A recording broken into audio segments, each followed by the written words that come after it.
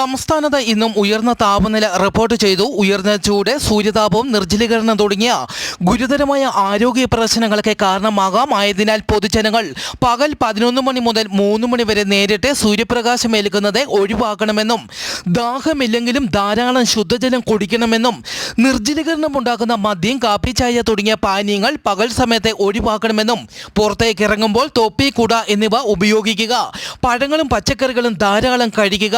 ഇരുചക്ര വാഹനങ്ങളിൽ ഓൺലൈൻ ഭക്ഷണ വിതരണം ചെയ്യുന്നവർ സുരക്ഷ ഉറപ്പാക്കണമെന്നും അറിയിച്ചു. ഹരിയാനയിലെ സോണിപ്പത്തിൽ സ്കൂൾ ബസ് ട്രക്കുമായി കൂട്ടിയിടിച്ചു. ഗർഗോഡ പ്രദേശത്താണ് അപകടം.